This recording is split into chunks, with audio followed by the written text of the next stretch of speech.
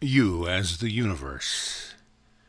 Believing in your ability to stretch yourself beyond where you have been before is what you are about to accomplish.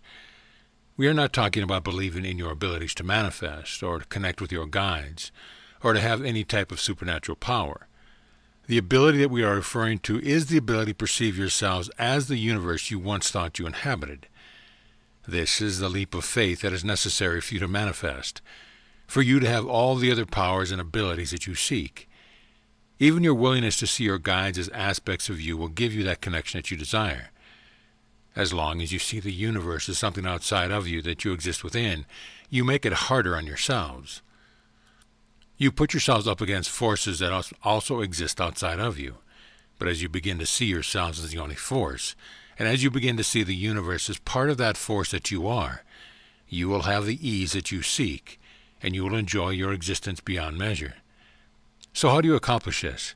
How do you awaken to this knowing? Start by interacting with your world differently. See everything as an inside job.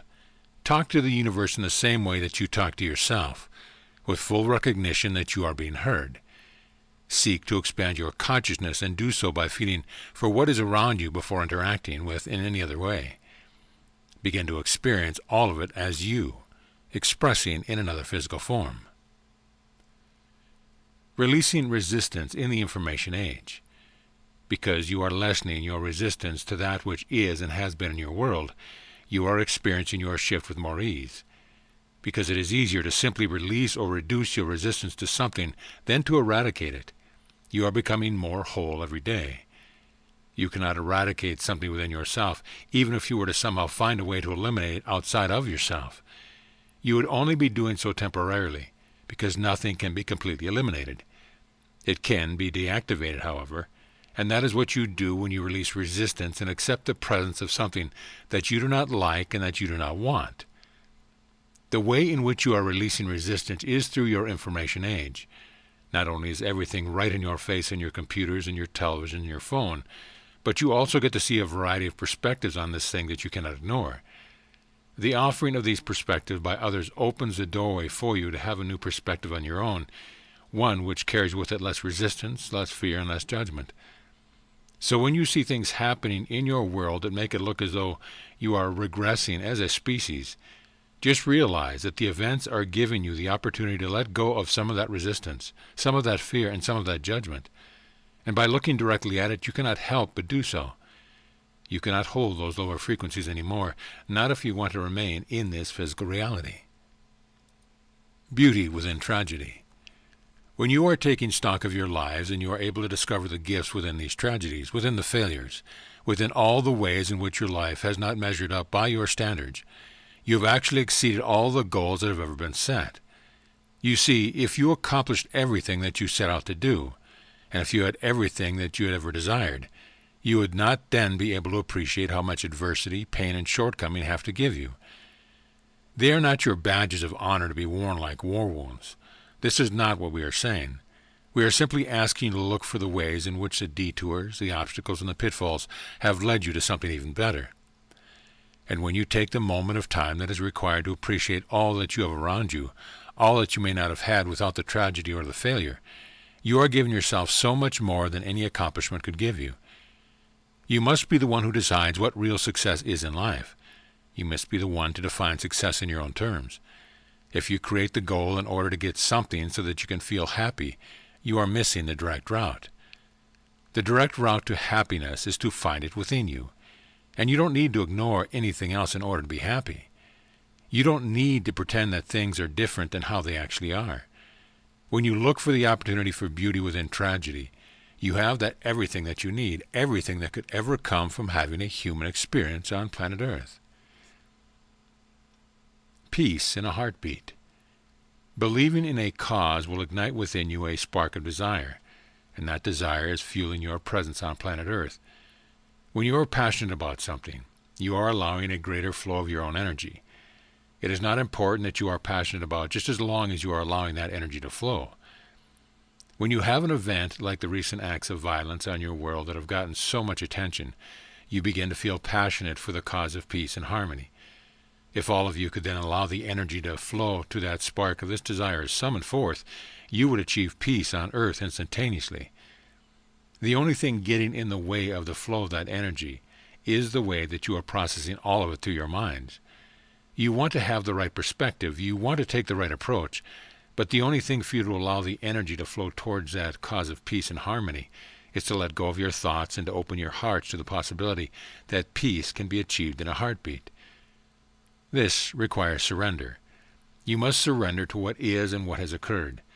Everything else can and will be taken care of with no need for further thoughts or actions on the part of humanity. Conclusions.